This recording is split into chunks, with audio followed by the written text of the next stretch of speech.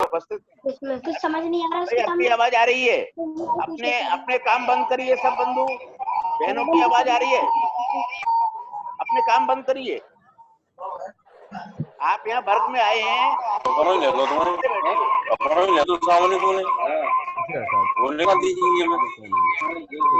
काम बंद करिए। Yes sir. देखो म्यूट करके बैठे, पूरे वर्ग को डिस्टर्ब हो रहा है। मानवेंद्र तिवारी जी, मानवेंद्र तिवारी के नाम से जो नंबर है उसको म्यूट करें। मानवेंद्र तिवारी जी करिए।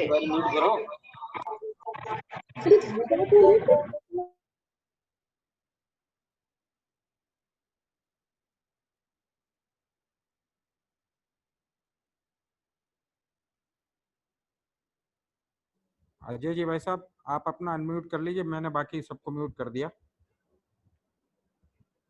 अजय जी अनम्यूट करके अपनी बात कहिए।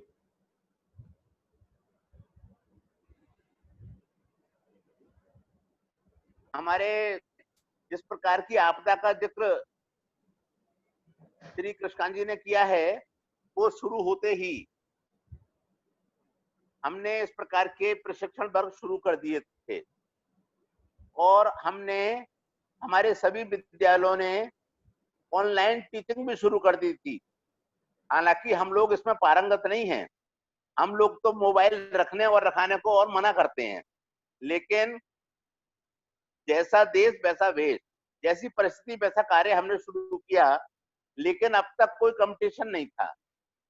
1 जुलाई से बहुत संभावना है कि 2-2.5-3 महीने और आगे भी इस पद्धति से या इस पद्धति के नजदीक से हमें साथ रहना पड़ेगा। ऑनलाइन टीचिंग थोड़ी सी स्किल्ड हो, इसलिए हमारे अधिकारियों ने 3 विभाग बनाए हैं। एक तो उसे विद्यालय स्तर पर जो कोऑर्डिनेट कर सके, दूसरे उस इस ऑनलाइन टीचिंग के लिए जो तकनीकी सुविधा जुटा सकें, तकनीकी के जानकार हों, और तीसरे जो कंटेंट क्रिएट कर सकें। कंटेंट क्रिएट करना ये तो एक सभी आचार्यों का काम होगा, आज की शिक्षा पद्धति की यही मांग है। लेकिन कोऑर्डिनेशन और तकनीकी, इन दोनों को हम कम लोगों से भी काम चला सकते हैं, 1-2 से भी काम चला सकते हैं। तो तीनों विधाओं का हम निपुण वर्ग लगे और हम निपुण हो जाएं। इसीलिए ये राष्ट्रीय मानक परिषद विद्या भारती, जिसका केंद्र भोपाल है, वहां की टीम मान्यवर राकेश शर्मा जी के नेतृत्व में यहाँ पर ब्रज प्रदेश में इस समय उपस्थित हैं। मैं सभी की ओर से उनका स्वागत भी करता हूँ। और ये जो वर्ग हो रहा है, एक प्रकार से सामूहिक परिचयात्मक वर्ग है। मैं भाई साहब से ये भी आग्रह करूंगा, बाद में हमारी 5 समितियां हैं, तो 4-5 वर्ग छोटे छोटे और केवल कंटेंट क्रिएट करने वाले लोगों के ऐसे हम लगाएं। ये हम में से जो इस वर्ग में उपस्थित हैं, वो अपने विद्यालय पर इस वर्ग को कैसे ले जाएंगे, इसकी जिम्मेदारी से यहाँ पर बैठे हैं। और भी जो मार्गदर्शन होगा मान्यवर राकेश जी की ओर से या उनकी टीम की ओर से, हमें जून बहुत मेहनत करके 1 जुलाई से अपने को सिद्ध करना है। एक तकनीकी प्रमुख और समन्वयक, इनका व्हाट्सएप ग्रुप बना है और एक कंटेंट क्रिएटर का ग्रुप बना है। व्हाट्सएप ग्रुप ये हमेशा रहेगा, इसमें कोई भी अपनी प्रॉब्लम हो तो हम डाल सकते हैं, हम में से कोई लोग उसका उत्तर भी दे सकते हैं। और हमारे जो एक्सपर्ट हैं, मैंने भाई सबको भी कहा है, राकेश जी को भी, कि कोई ना कोई एक्सपर्ट हमारे ग्रुप में जुड़े रहें, ताकि हमारे आचार्य बंधुओं को, समन्वयकों को, कंटेंट क्रिएटर को कोई भी समस्या आती है तब उसे वो सॉल्व कर देंगे तो और अच्छा रहेगा। क्योंकि एक छोटे से वर्ग में तो कोई सक्सेस होता नहीं है, उसे व्यवहार बल लाने में ही समस्या आती है। तो वो ना आए, इसलिए अपने ग्रुप जो व्हाट्सएप ग्रुप है अपने प्रदेश निरीक्षक महोदय से बात करके उसमें जुड़ें। एक बिंदु और मैं याद दिलाना चाहूंगा कि 21 जून को योग दिवस है। हम सब लोग जिस प्रकार से हमेशा अपने इस भारतीय गौरव के दिवस को मनाते रहे हैं, वो भी मनाएंगे। मैं बहुत अधिक बीच में ना रहते हुए मान्यवर राकेश जी से आग्रह करूंगा कि वे हमारे सभी समितियों के जो प्रतिनिधि प्रधानाचार्य हैं और संगठन मंत्री जी हैं, हमारे मंत्री और प्रदेश निरीक्षक हैं, इसके अलावा समन्वयक, विद्यालय शाह और तकनीकी प्रमुख हैं, उन्हें प्रारंभिक रूप से उस विषय के पास ले जाएं जिसकी वर्तमान में और भविष्य में निहित ही आवश्यकता रहेगी। मान्यवर राकेश जी शर्मा। धन्यवाद भाई साहब, बहुत बहुत आभार आप सबका। और यहाँ से हम लोग जो है प्रशिक्षण के इस नए दौर में प्रारंभ कर रहे हैं। चूंकि आप सबको मैंने म्यूट किया हुआ है, नरेश कुमार जी आप अपना हैंड बार बार खड़ा कर रहे हैं, अभी बाद में आपको मौका मिलेगा बातचीत करने का, इसलिए कोई अपना हाथ खड़ा ना करें। जैसे ही कोई बात समझ में नहीं आती है तो बताएंगे। मेरी आवाज़ मुझे लगता है आप सब तक आ रही होगी, और इस आवाज़ में कोई डिस्टरबेंस होता है तो केवल अजय जी, भाई साहब शर्मा जी और कृष्णकांत जी ये अपना अनम्यूट करके जो है ये मुझे बता सकते हैं। आपको सबको अभी म्यूट किया हुआ है क्योंकि आप बड़े आराम से विषय सुन सकें, और जब भी आपको कोई बात कहनी होगी, ये प्रशिक्षण जो है वन वे नहीं है कि केवल मैं अकेला बोलूंगा और आप सब लोग सुनेंगे। ये है टू वे प्रशिक्षण, मतलब इसमें आप सब लोग भी जो है बड़े आराम से उत्तर देंगे, आप सब लोग एक्टिव होंगे, एक्टिव होकर कुछ गतिविधियों में भाग लेंगे, यानी कुल मिलाकर आनंद के साथ ये प्रशिक्षण हमारा चलेगा। इसके प्रारंभिक कुछ भूमिका मैं रखूंगा, उसके बाद कुछ प्रैक्टिकल होंगे, और आज जो दूसरा सत्र है उसमें और विषयों को अपन और गहराई से समझने की कोशिश करेंगे। 100 लोग अभी जुड़े हुए हैं, इसके अलावा और कोई जुड़ नहीं सकते हैं, तो मैंने मीटिंग को लॉक कर दिया है, अब कोई और जुड़ेंगे नहीं। आप सबको अनम्यूट कर दिया है, आप लोग अनम्यूट खोल नहीं पाएंगे जब तक मैं आपको अनुमति नहीं दूंगा। ये कुछ व्यवहारिक तकनीकी जिससे कि आप सब लोग जो है मीटिंग का आनंद ले सकें। आपके मन में कोई प्रश्न आते हो तो उसके बगल में जो चैट बॉक्स है, उस चैट बॉक्स में जाकर, जैसे आपने अपना नाम लिखा है अभी बहुत अच्छा, आपने विद्यालय लिखा है बहुत अच्छा, पर अब जो बातचीत होगी उसमें नाम लिखने की आवश्यकता नहीं है। आप केवल ये जो प्रश्न होंगे वो, अथवा कोई प्रश्न आपके मन में होंगे तो वो, डॉक्टर अब्दुल कलाम कहते हैं कि जब तक विद्यार्थी के मन में प्रश्न नहीं आते, उमड़ते घुमड़ते नहीं है प्रश्न, तब तक उसका अधिगम का उसका कोई आनंद नहीं है, इसलिए उसकी शिक्षा का कोई अर्थ नहीं है। तो इसलिए प्रश्न निश्चित रूप से आपके मन में आना चाहिए। मोक्षिता जी ने हाथ खड़ा किया है, अपना हाथ नीचे कर लीजिए, लोअर डाउन, ये हाथ खड़ा करेंगे बाद में। ओके, तो हम लोग अब सीधे विषय में प्रवेश करते हैं। जैसे कि आपको मालूम है ये परिस्थितियां बड़ी विपरीत हैं। इस समय एक विचित्र प्रकार की ग्लोबल संकट से हम सब लोग गुजर रहे हैं, वो चाहे कोरोना कोविड-19 का केस हो। तो इस कारण जो है हम लोगों ने इससे संघर्ष करना पड़ेगा। हम भी कोई अछूते नहीं हैं, हमारे अपने विद्यालय, हमारे अपने विद्यार्थी, हमारा अपना समूह जो है, हमारा अपना ऑर्गेनाइजेशन भी इस संकट के काल में आ गया है, क्योंकि विद्यार्थी घरों पर हैं, शिक्षक घरों पर हैं, थोड़ा बहुत अनलॉक बंद शुरू हुआ है तो थोड़ा बहुत आना जाना शुरू हुआ है, पर तकनीकें यह हमें विकसित करनी पड़ेंगी, क्योंकि आने वाला समय जो है हमारे लिए चैलेंजिंग है, चुनौतियों भरा है। तो इस समय में हम अपना भूमिका क्या होगी, हमारा दृष्टिकोण क्या होगा, हमारे अपने कार्यकर्ताओं की समझ कैसी होगी, उस सब को लेकर हम यहाँ पर इस विषय की प्रस्तावना और भूमिका शुरू कर रहे हैं। मैं सीधे ही सीधे आप लोगों को विषय से जोड़ रहा हूँ। आपको ये जो दिखना है, तो आप अपना मोबाइल आड़ा कर लीजिएगा तो आपको बहुत अच्छे से ये पीपीटी दिखेगी।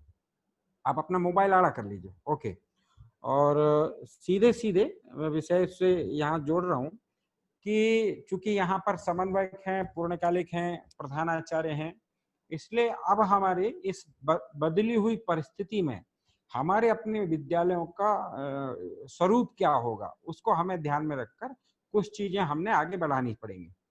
तो सबसे पहला विषय हमने जो ध्यान में रखना पड़ेगा कि मेरा अपना जो विद्यालय है वो आईसीटी युक्त विद्यालय हमें बनाना पड़ेगा। उस दिशा में हमने प्रयास करने पड़ेंगे। उस दिशा में क्या प्रयास हो सकते हैं, क्या सावधानियां हो सकती हैं, किन सावधानियों से हमें गुजरना पड़ेगा, उन सबको लेकर डॉक्टर विनोबा भावे जी ने बड़े उससे एक बड़ी पंक्ति कही है, शिक्षा की गुणवत्ता उसकी लंबाई और चौड़ाई से नहीं बल्कि उसकी गहराई से मापी जाती है ना। कितनी डेप्थ है हमारी अपनी पद्धति में, हमारी अपनी शिक्षा में कितनी डेप्थ है।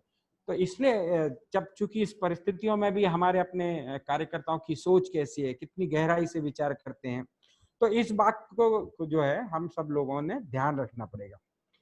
आईसीटी की जो चूंकि हमने कहा है कि हमारा विद्यालय आईसीटी युक्त हो, तो आईसीटी यानी डिजिटल तकनीक है, संचार उपकरण है, उनका उपयोग करना, विद्यालय एवं समाज में कार्य करने के लिए जानकारियां इकट्ठी करना, उनका प्रबंधन, उनका मूल्यांकन और निर्माण, ये सारा का सारा आईसीटी बेस होना चाहिए। हमारे अपने विद्यालय में भी सूचना प्रौद्योगिकी का यह प्रयोग बढ़ाना चाहिए। आईसीटी के चूंकि विषय हमारा के साथ साथ प्रैक्टिकल भी है, इसलिए मैं विषय को छूते हुए आगे बढ़ता जाऊंगा। आप उसकी गहराइयों में बाद में चर्चा और चिंतन करना प्रारंभ करेंगे। आईसीटी के जो कंपाउंड हैं, जो भाग हैं, जो हमारे विद्यालयों में हमारे आचार्य, पूर्णकालिक और इन सब के ध्यान में आने चाहिए। तो एक तो पहला भाग है इसका हार्डवेयर, दूसरा भाग है इसका सॉफ्टवेयर, तीसरा इंटरनेट। यानी हार्डवेयर हमारे विद्यालय में होने चाहिए, कंप्यूटर एक्सेस हमारे विद्यालय में, क्योंकि उसके माध्यम से अब हम नई तकनीक के माध्यम से विद्यार्थियों को पढ़ाने वाले हैं। तो हार्डवेयर प्रॉपर हमारे पास हो, उसके लिए सॉफ्टवेयर हमारे पास पर्याप्त हो, इंटरनेट की फैसिलिटी हमारे विद्यालय में हो, क्लाउड कंपाउंडिंग जो है उस पर हम काम करें, डाटा और डाटा की सुरक्षा और डाटा की स्टोरेज, इसके बारे में हमने विचार करें, कम्युनिकेशन और ट्रांजैक्शन, इन सब चीजों पर हमने अपनी भूमिका निश्चित करनी पड़ेगी। आईसीटी के संदर्भ में जो है हम कहते हैं सामान्यतः कि आईसीटी जो है ये शिक्षक केंद्रित होनी चाहिए, मतलब टीचर सेंटर्ड फिलॉसफी, ये हमने विकसित करनी पड़ेगी। केवल मॉड्यूल बनाना है अगर हमें कुछ, तो शिक्षक केंद्रित हो, शिक्षार्थी केंद्रित हो, विद्यार्थी केंद्रित हो, आईसीटी के केंद्रित हमारी ये दर्शन हो। आईसीटी के संबंध में हमारे कार्यकर्ताओं की कौशल और दक्षता ये बढ़े, आईसीटी के उपकरण और डिजिटल तकनीकों का उपकरण का उनका उपयोग करना हमारे आचार्य सीखें, इस पर हमें फोकस करना पड़ेगा। शिक्षण में जो है हमने कंप्यूटर का उपयोग ये बढ़ाना पड़ेगा। जब कंप्यूटर का उपयोग यानी अभी तो हम कंप्यूटर की शिक्षा कराते हैं, पर कंप्यूटर से शिक्षा, इस विषय पर हमें काम करने की आवश्यकता है। चाहे वो विज्ञान पढ़ाना हो, गणित पढ़ाना हो, बाकी अन्य विषय पढ़ाने हो, उनके लिए हमने कंप्यूटर टेक्नोलॉजी का जो है उपयोग हमारे विद्यालयों में विकसित करना पड़ेगा, बढ़ाना पड़ेगा।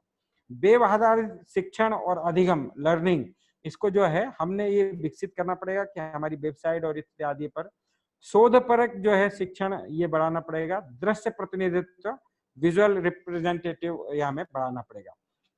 ये जो वर्तमान परिप्रेक्ष्य है, इसके संदर्भ में हमारे अपने आचार्यों की भूमिका, हमारे अपने पूर्णकालिकों की भूमिका क्या होनी चाहिए उसके संबंध में, कि एक तो हमारे आचार्य जो हैं ये कंप्यूटर के जानकार हो। कंप्यूटर का अब ये नहीं चलेगा कि कंप्यूटर का आचार्य ही केवल कंप्यूटर का जानकार है। हमारे सब आचार्य, हमारे प्रधान आचार्य, हमारे पूर्णकालिक, ये सब कंप्यूटर के जानकार हों, और ये जब कंप्यूटर के जानकार होंगे तब जाकर जो है आईसीटी एट स्कूल की बात हम जो है बड़े प्रभावी ढंग से नीचे तक उतार सकते हैं। हमारे आचार्यों को अपने विषयों को पढ़ाने के लिए पीपीटी, पीडीएफ, वीडियो आदि बनाने में सक्षम हो हमारे आचार्य। बड़े आराम से अगर हमने ई लर्निंग करानी है, ऑनलाइन टीचिंग करानी है, तो बहुत अच्छा प्लेटफॉर्म क्या हो सकता है, वो है पीपीटी, पीडीएफ, वीडियो। इनको हमने बनाना, हमारे आचार्यों को इसमें निपुणता हमारे आचार्यों की विकसित करनी पड़ेगी।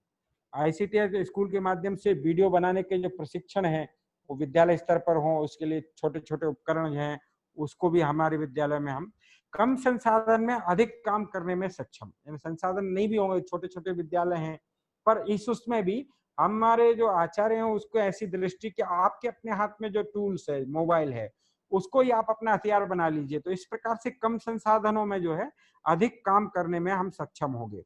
मोबाइल को जो है आईसीटी एट स्कूल का ये टूल हम बना लें। तो ये कुछ विशेष जो बातें हैं जो इस वर्तमान परिप्रेक्ष्य में हमारे आचार्यों को ये आनी चाहिए। और ये जो प्रशिक्षण है अपने आज का और कल का, ये 2-2 सत्रों में, 4 सत्रों में, हम इनकी बारीकियां, इन छोटी छोटी चीजों से यहाँ पर सीखने का प्रयास करेंगे। अब ये चुनौतियां हमारे बीच में काफी कुछ आई हुई हैं। आप देख रहे होंगे कि हो सकता है कि हमारे जो है एंगेजमेंट, यानी विद्यार्थी जो है फिजिकल रूप से हमारे विद्यालय में नहीं आ रहे होंगे, विद्यार्थी फिजिकल रूप से नहीं आ पाएंगे, सिलेबस हम पूरा नहीं करा पाएंगे उनके बीच में। हो सकता है कि कुछ दिन जो है उनको घर पर शिक्षा करा पाए, कुछ दिन हमारे वो विद्यालय में आ पाए। ऐसी कई चुनौतियों के बीच में से हम लोगों को रास्ता निकालना है, चाहे वो फीस कलेक्शन का हो, सोशल इमोशनल डेवलपमेंट का हो, टीचर कैपेसिटी बिल्डिंग का हो। ये सारी की सारी चुनौतियां हम लोगों के बीच में अभी आई हुई हैं कि हम अब विद्यालय को कैसे फोकस करें कि इन चुनौतियों में से रास्ता हम निकालें। और इन चुनौतियों में से रास्ता अगर हमें निकालना है तो हमें कुछ ना कुछ करना पड़ेगा, कोई ना कोई समाधान हमें ये विकसित करना पड़ेगा। तो तात्कालिक समाधान तो यही है कि upgrade and social upgrade school and technology infrastructure. हमारे अपने विद्यालय जो हैं उनको अपग्रेड करना पड़ेगा, उनको वहाँ के टेक्नोलॉजी का इंफ्रास्ट्रक्चर हमारे विद्यालय में डेवलप करना पड़ेगा। फिर उसके अलावा बालकों के आने पर उनकी सेफ्टी, सिक्योरिटी और हाइजीन का बिहेवियर अपने स्कूल में ये विकसित करना पड़ेगा। फिर हमारे अपने जो आचार्य हैं, हमारा जो अपना स्टाफ है, उसको भी कोविड रिलेटेड जो है उसकी जो बारीकियां हैं उसको समझा के उसकी सुरक्षा के प्रति उनको ट्रेनिंग करना पड़ेगी। फिर हमने को अलग अलग प्रकार की चुनौतियों से निपटने के लिए हमारे आचार्य क्या सक्षम हैं, ये मूल बात है कि इसमें से कैसे हमारे रास्ता निकालेंगे। तो ये कुछ चुनौतियां जिसका हमें समाधान करना है।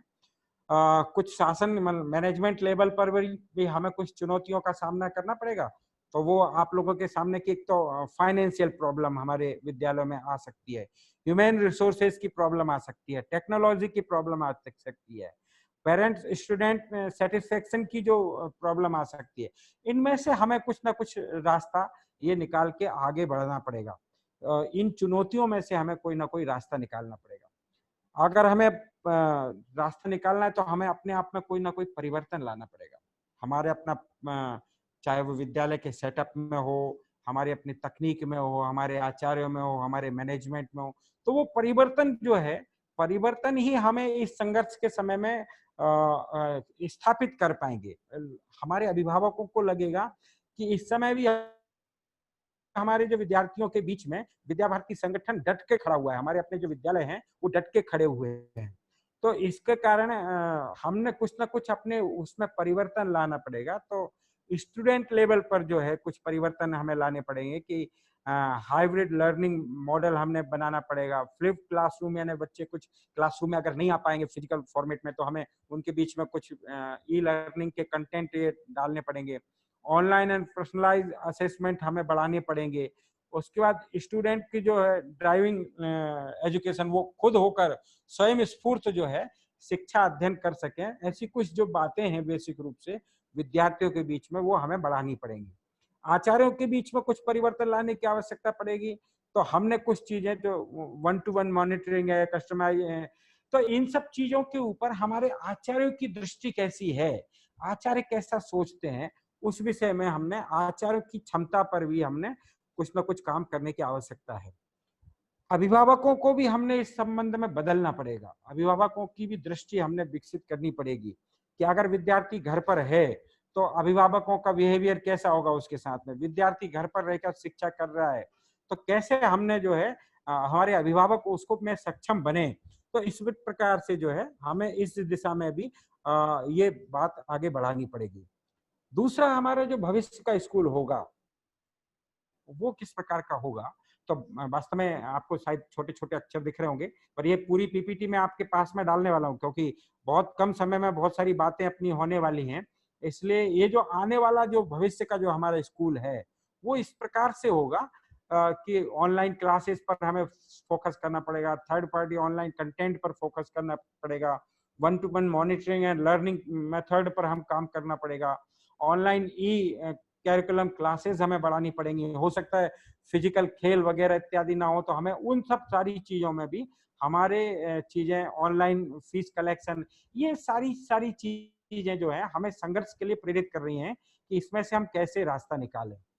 ये कुल मिलाकर जो मूल विषय था, जिसको हमने कहा है कि आने वाली चुनौतियां हमारी क्या होंगी, उनमें से समाधान क्या होगा, और किस किस स्तर पर किन किन लोगों को ये बदलाव करने होंगे और क्या क्या बदलाव होंगे। ये चूंकि संक्षेप में मैंने इसलिए विषय रखा कि आप लोगों से जानकार और कौन हो सकता है। आप पूर्णकालिक हैं, विद्या भारती के मजे हुए कार्यकर्ता हैं, चुनौतियां भी समझ रहे हैं, चुनौतियों में से रास्ता निकालना भी आपको ध्यान में आ रहा है, आचार्यों की दक्षता बढ़ाने का भी विषय आपके ध्यान में है। इसलिए अब कुछ जो मूल विषय है जिस पर हमें फोकस करना पड़ेगा, तो वो है कि अगर हम ऑनलाइन क्लासेस पर जाते हैं, ऑनलाइन क्लासेस को हम फोकस करते हैं, तो हमने ई कंटेंट डेवलप कराना पड़ेगा अपने आचार्यों से। तो वो क्या है, तो आचार्यों का प्रबोधन और प्रशिक्षण इन बिंदुओं पर हमने करना होगा। ये 9 बिंदु हमने जो लिखे हुए हैं। तो पहला तो ये है कि ई लर्निंग का कंसेप्ट क्या है, ये ई लर्निंग है क्या, और कैसे हम इसमें सावधानियां रखें, कौन कौन सी चीजें हम इसमें फोकस करें, वो सारी की सारी जो है आचार्यों के बीच में हमने विषयों का प्रतिपादन अब इस विषय में हमने बढ़ाना पड़ेगा। ई सामग्री की डिजाइन ये कैसे हो सकती है, इसको कैसे हम बना सकते हैं, कैसे हम बच्चों को डिस्ट्रीब्यूट कर सकते हैं, उसके उपकरण क्या होंगे, कंटेंट को बनाने के लिए क्या क्या उपकरण हमारे जो हैं ये हाथ में होंगे, उस विषय में हमने विचार करना पड़ेगा। डॉक्यूमेंटेशन, प्रेजेंटेशन टूल क्या क्या होंगे, इस बारे में हमने आचार्यों का प्रबोधन करना पड़ेगा, आचार्यों को प्रशिक्षित कराना पड़ेगा। ग्राफिक्स और एनिमेशन का उपयोग करते हुए कैसे हम अपने ई कंटेंट जो है जनरेट कर सकें, ये विषय बढ़ाना पड़ेगा। ऑडियो रिकॉर्डिंग, ऑडियो पॉडकास्टिंग, ये क्या है और इससे हम कैसे अपने विद्यार्थियों का भला कर सकते हैं, तो इस विषय में भी आचार्यों का प्रबोधन। ऑनलाइन वीडियो निर्माण कैसे हो सकता है, वीडियो क्लासेस ऑनलाइन कैसे हम चला सकते हैं, इसकी छोटी छोटी दृष्टि और इसकी सावधानियां आचार्यों के बीच में चर्चा करनी पड़ेंगी। सर्वेक्षण, मतदान, क्विज, ऑनलाइन अगर हमें कोई क्विज आयोजित करने हैं, ऑनलाइन असेसमेंट हमें विद्यार्थियों का करना है, तो उसके लिए कौन कौन से टूल्स होंगे और कौन कौन सी सावधानियां उसमें रखनी पड़ेंगी, ये एक बड़ा विषय जो है जिस पर हमने चर्चा करनी पड़ेगी। तो और इसके अलावा ये जो सामग्री हम जा रही है, जो सामग्री हम बालकों को भेजेंगे ई कंटेंट के रूप में या ऑनलाइन क्लासेस चलाएंगे, तो उसका स्तर क्या होना चाहिए, तो इसके स्तर पर के लिए इसको हमने प्रोजेक्ट कार्य के रूप में डेवलप करना। हो सकता है कि ये हमारे लिए अपॉर्चुनिटी बनी हो कोविड-19, और हो सकता है कि हमारे आचार्य जो है ये अपने विषय में एक्सपर्ट हैं, मैथ्स के एक्सपर्ट हैं, साइंस के एक्सपर्ट हैं, पर टेक्नोलॉजी फ्रेंडली नहीं है।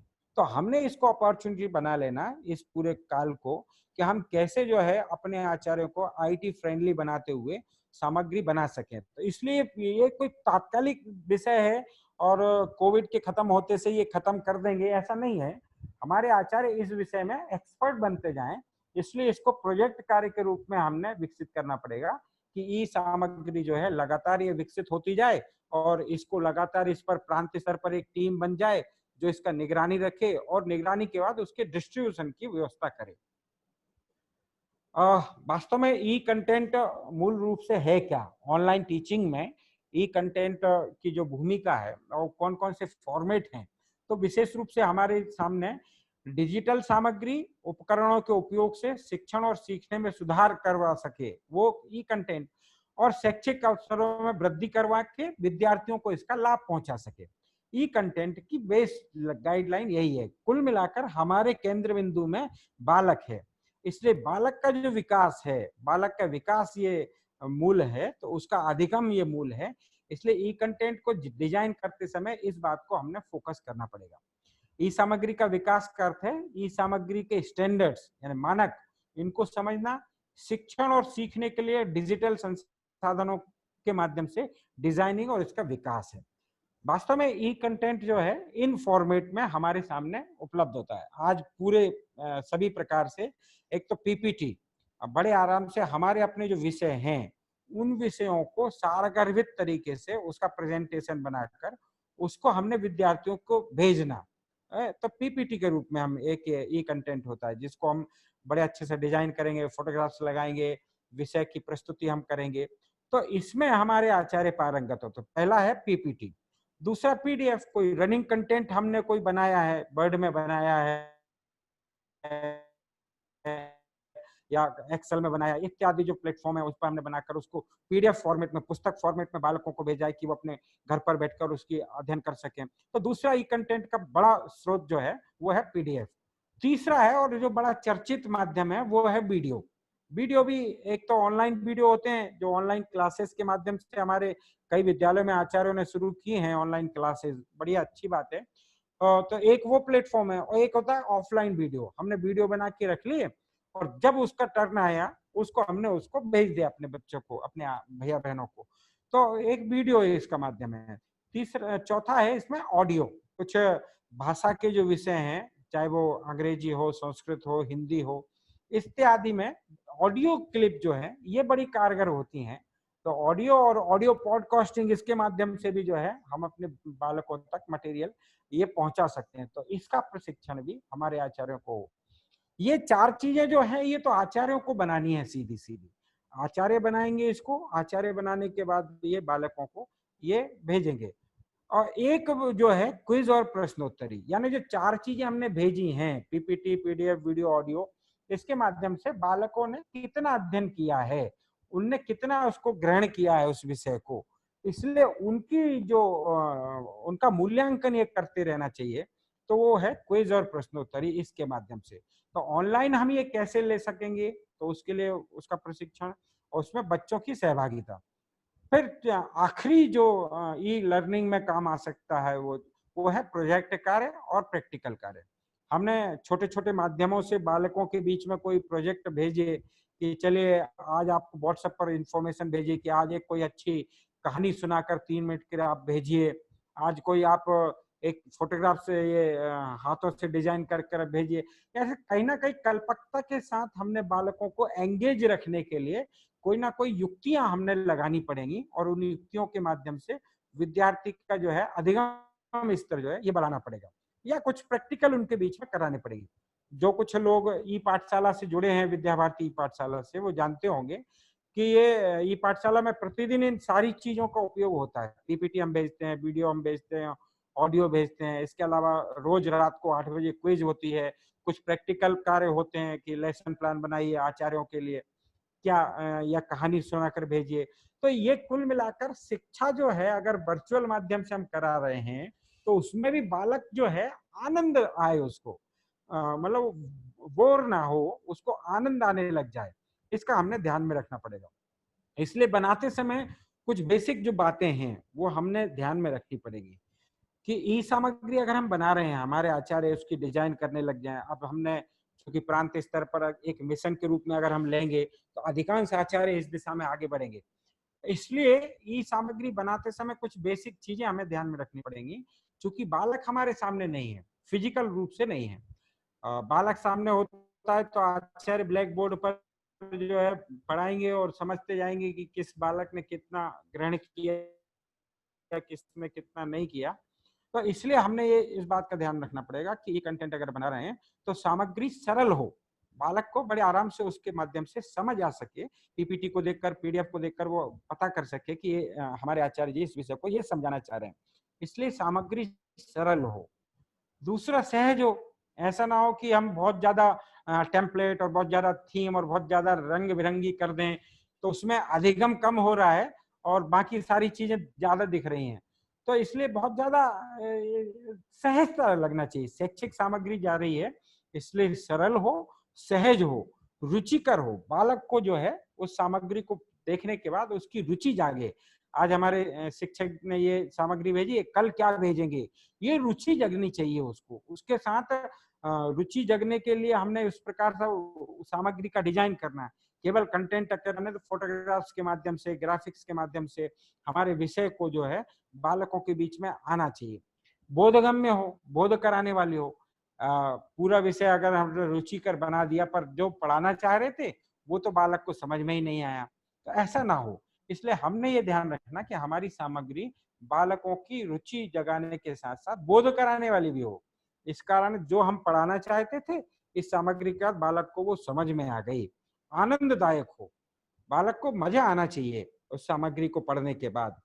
इसलिए आनंददायक हो, उसकी रुचि जगी रहे, वो आनंद के साथ उसका अध्ययन करे और क्रमबद्ध हो। महत्वपूर्ण बात यही है हमने उसको सिस्टमेटिक तरीके से बालकों के बीच में संप्रेषण करना। एक क्रम बनाएंगे हम कि आज अगर हम मैथ्स का चैप्टर 1 का लेसन 1 का चैप्टर 1 भेज रहे हैं तो हमने यही क्रम आगे बढ़ाना पड़ेगा। ऐसा ना हो कि आज हमने वीडियो बना लिया चैप्टर 5 का और कल हमने भेज दिया था चैप्टर 1 का, तो ये बन गया तो ये भेज दिया। इसकी जगह बालकों में कंफ्यूजन ना आए इसलिए हमने पूरी सामग्री को भेजने का एक निश्चित क्रम बनाना पड़ेगा और उस क्रम से सामग्री भेजनी पड़ेगी। नहीं तो कई जगह भी विद्यालयों के व्हाट्सएप ग्रुप में देखता हूँ जहाँ सामग्री भेजते हैं तो कोई बाहर का कोई अच्छा वीडियो आया तो उठा के भेज दिया, उससे पूछा कि ये क्यों भेजा आपने, ये तो इस क्रम में नहीं है, तो बालकों को कंफ्यूजन होगा। इसलिए कोई अच्छा वीडियो आया, वैसा अच्छा आया था इसलिए हमने भेज दिया।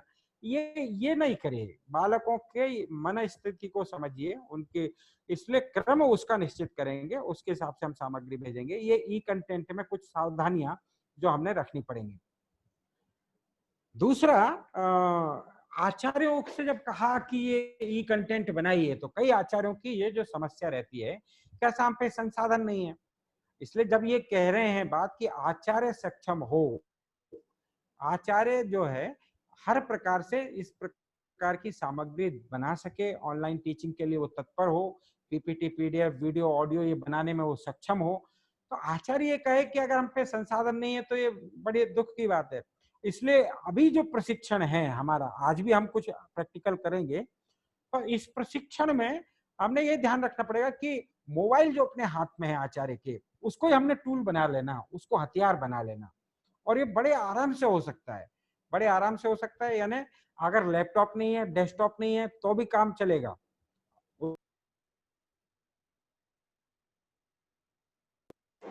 हमने कुछ ना कुछ ऐसा टूल विकसित करना। तो ये जो है मोबाइल, अगर मोबाइल में इतने एप्लीकेशंस हैं आचार्य के हाथ में तो वो बड़े आराम से जो है अपने मोबाइल से ही ई कंटेंट जनरेट करने में सक्षम हो जाए। एक तो गूगल डॉक यानी मोबाइल में एक एप्लीकेशन है, प्ले स्टोर से बड़े आराम से डाउनलोड हो जाती है और फ्री है ये पूरा गूगल की ये टूल्स। इसके माध्यम से बड़े आराम से आप वर्ड की फाइल बना सकते हैं अपने मोबाइल में, और मोबाइल में वर्ड की फाइल बनाई और उसको वहीं से पीडीएफ में आप कन्वर्ट कर सकते हैं। जो काम लैपटॉप में एमएस ऑफिस में एमएस वर्ड करता है वही काम जो है मोबाइल में गूगल डॉक करता है। जो काम एक्सेल में लैपटॉप में होता है एमएस एक्सेल में, वही काम गूगल शीट में जो है मोबाइल में हो सकता है। जो काम एमएस पावर पॉइंट करता है लैपटॉप में, वही काम आपके मोबाइल में गूगल स्लाइड, गूगल पीपीटी बनाने के लिए ये एक एप्लीकेशन है। गूगल ड्राइव काय के लिए, गूगल ड्राइव में ये जो सामग्री आपने पीपीटी पीडीएफ वीडियो बनाया उसमें स्टोर करने के लिए, आपके ऑनलाइन स्टोर करने के लिए गूगल ने आपको 15 GB की स्पेस दी हुई है। आप उसमें सेव करते जाइए और उसको जो है आप बालकों के बीच में भेजते जाइए। गूगल ट्रांसलेटर ये सबसे अच्छा एक टूल्स है। इसके माध्यम से जो आचार्यों की समस्या की टाइपिंग नहीं आती तो कैसे करें, तो फोटो खींच कर भी गूगल ट्रांसलेटर से टेक्स्ट में कन्वर्ट किया जा सकता है। ये हम सीखना चाहिए हमारे आचार्यों को। तो गूगल ट्रांसलेटर के माध्यम से हम किसी भी भाषा के कंटेंट को किसी भी भाषा में कन्वर्ट भी कर सकते हैं। हाथ से लिखे हुए हैंड राइटिंग नोट्स जो हैं उनको भी हम टेक्स्ट में कन्वर्ट कर सकते हैं, अथवा गूगल इंडिक कीबोर्ड जो है गूगल वॉइस टाइपिंग, उसके माध्यम से आप बोलकर भी टाइप कर सकते हैं। यानी ये समस्या जो है कि हमें आ नहीं रहा वैसा कैसे करें टाइपिंग, ये समस्या से गूगल ट्रांसलेटर और गूगल इंडिक कीबोर्ड ये समस्या से हल निकालते हैं। फिर दूसरा, बालकों तक भेजें कैसे, तो गूगल का ही एक और बड़ी अच्छी एप्लीकेशन है गूगल क्लासरूम। जो विद्या भारती ई पाठशाला से जुड़े जो जानते हैं कि 4 साल से ई पाठशाला गूगल क्लासरूम के प्लेटफॉर्म पर बहुत अच्छे से चल रही है। एक क्लासरूम में 250 बच्चे आराम से जुड़ जाते हैं। कई क्लासरूम बना लीजिए, आराम से आप सारे विद्यालय के बच्चों को क्रमबद्ध सामग्री भेजना शुरू कीजिए गूगल क्लासरूम से। ये सारी की सारी गूगल की एप्लीकेशन फ्री हैं। अगर आपको स्क्रीन रिकॉर्ड करना है, यानी आपने कोई पीपीटी बनाई उसके माध्यम से आपको वीडियो में कन्वर्ट करना है, तो स्क्रीन रिकॉर्डर एक एप्लीकेशन है, इसके माध्यम से आप बड़े आराम से वीडियो बना सकते हैं। कैम स्कैनर, कुछ आचार्य हैं जो बिल्कुल नहीं कर पाएंगे तो वो अपने हैंड राइटिंग नोट्स बनाएं, हैंड राइटिंग नोट्स को जो है क्रम से उसको पीडीएफ कैम स्कैनर के माध्यम से स्कैन करें और उसकी पीडीएफ बनाकर ये बच्चों को भेजना शुरू करें। पीडीएफ व्यूअर हमारे मोबाइल में होना चाहिए। इसके अलावा काइन मास्टर, इसके माध्यम से हम छोटे छोटे वीडियो क्लिप 15-15, 20-20 मिनट के, 15 से 20 मिनट के वीडियो हम बड़े आराम से इसके माध्यम से बना सकते हैं। मूवी मेकर हो सकता है, उसके अलावा साउंड रिकॉर्डर, ये कुछ एप्लीकेशंस हैं।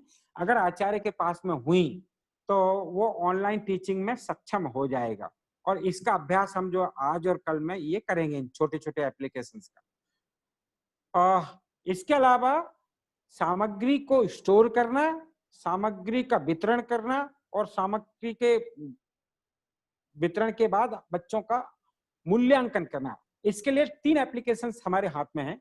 गूगल ड्राइव, जिसमें हम स्टोर कर सकते हैं जो सामग्री बनाई है।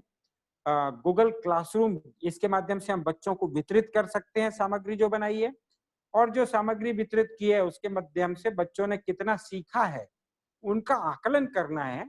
तो गूगल फॉर्म, इसके माध्यम से हम बच्चों की ऑनलाइन परीक्षा ले सकते हैं। इनका अभ्यास हमारे आचार्यों को होना चाहिए। ये तो बात हुई कि अभी ऑनलाइन टीचिंग, पर आगे पीछे भविष्य में हमारे विद्यालयों का स्वरूप हमने विकसित करना पड़ेगा नए प्रकार से। इसलिए हमारा जो है आईसीटी एट स्कूल में हमारे स्कूलों की स्थिति क्या हो, तो इसलिए हमारे प्रत्येक विद्यालय में एक अच्छी समृद्ध कंप्यूटर लैब ये होनी चाहिए। कंप्यूटर लैब अगर समृद्ध होगी, जिसके माध्यम से हम बालकों का अधिगम करा सकते, लर्निंग करा सकते हैं। कुछ कंप्यूटर तो सिखाएंगे ही, साथ में अन्य विषयों की पढ़ाई भी कंप्यूटर के माध्यम से हम कराएं। इसलिए एक समृद्ध लैब हो यानी कितने विद्यार्थियों पर कितनी लैब हो।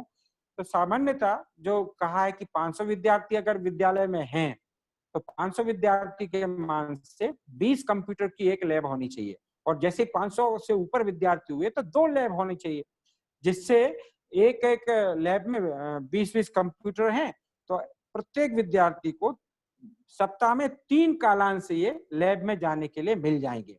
इसलिए इस प्रकार की उन्नत लैब जो है हमारे विद्यालयों में विकसित करानी पड़ेगी। स्मार्ट क्लासरूम जो है ये हमारे विद्यालयों में विकसित करने पड़ेंगे। स्मार्ट क्लासरूम है जिसके माध्यम से हम विद्यार्थियों को सीधे सीधे कंटेंट पढ़ा सकें, कंटेंट समझा सकें। तो स्मार्ट क्लासरूम हमें कुछ विकसित करने पड़ेंगे। हो सकता है कि कई जगह 1 हो, कई 2 क्लासरूम हो, या कुछ जगह पूरी कक्षाओं को ही हम स्मार्ट बना दें। फिर स्मार्ट क्लासरूम के लिए जो है 4-5 क्लासरूम बनाएं, ये अपेक्षा है, और उसके माध्यम से हम विषयों की पढ़ाई भी विकसित करें। शिशु कक्षाओं के लिए मल्टीमीडिया कक्ष हो सकता है एलईडी लगी हो, एक डीवीडी राइटर हो, या पेन ड्राइव के माध्यम से हम कुछ में वीडियो क्लिप चलाएं, विद्यार्थी उसके माध्यम से जो है कुछ एक्टिविटी करें। तो इस प्रकार से शिशु कक्षाओं के लिए एक मल्टीमीडिया कक्ष हमने अपने विद्यालय में आगे पीछे विकसित करना चाहिए।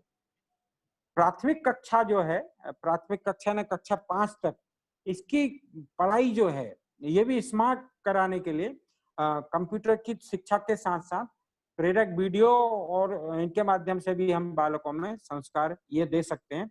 इसलिए इसका हमने ध्यान में रखें। माध्यमिक कक्षाओं में स्मार्ट क्लास जो है ये विकसित हो और उसमें विषयों की पढ़ाई हो। उच्च माध्यमिक कक्षाओं में भी हमने इस प्रकार से ब्रॉडबैंड और कंप्यूटर और इंटरनेट की सुविधाएं बड़ी कक्षाओं के विद्यार्थियों को दें, जिससे वो अपना लर्निंग मटेरियल जो है उसमें से निकाल सकें, सामग्री खोज सकें, वो और अन्य जगह से भी अपने ज्ञानार्जन को पुष्ट कर सकें। कंप्यूटर जो है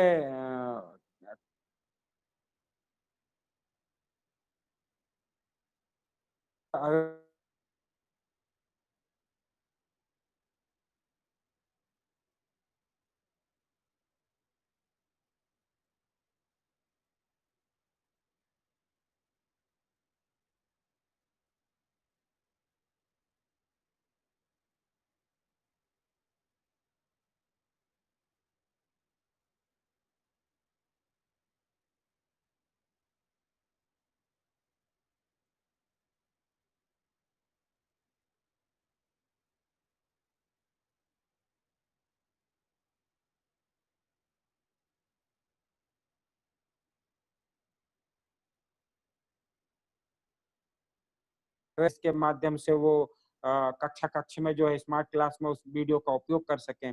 इसलिए स्मार्ट क्लास हमारे स्टाफ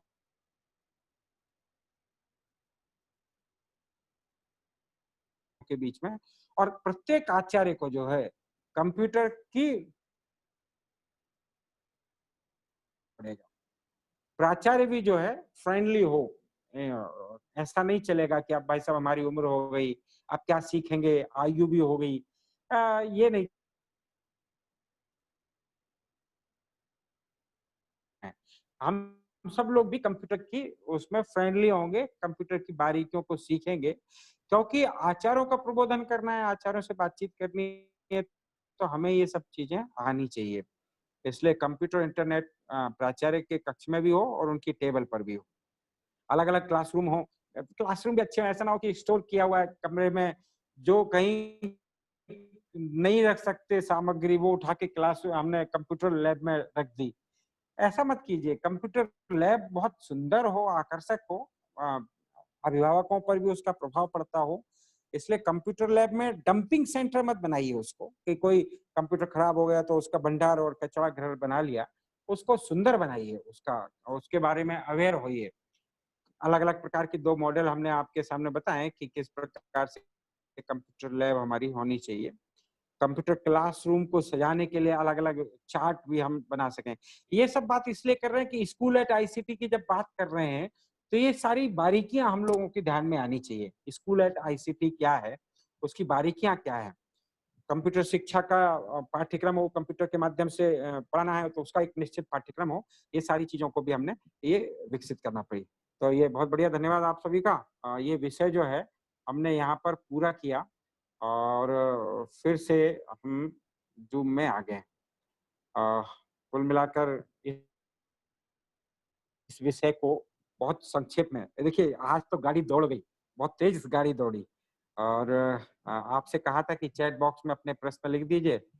सर सभी को ऑल म्यूट कर दीजिए, कोई बात नहीं, कोई भी प्रश्न, वॉइस नहीं आ रही है देव जी, बाकी सबको आ रही है वॉइस ना? हाँ, रविंद्र पाल सिंह जी, ये कोई हाथ खड़ा किया, कोई प्रश्न पूछना चाहते हैं कि ऐसे ही खड़ा हो गया? चलिए, अब आपकी बारी है प्रश्न पूछने की। तो इसलिए आप जो है जिसको प्रश्न पूछना हो चैट बॉक्स में लिख सकते हैं, अथवा अनम्यूट करके इस विषय में अपने प्रश्न भी पूछ सकते हैं। अनम्यूट करके जी। रविंद्र पाल जी, आपने हाथ खड़ा किया था जी, पूछिए क्या पूछना चाहते जी, पूछिए वैसे, पूछिए। ये रविंद्र जी का हाथ मैं नीचे कर रहा हूँ।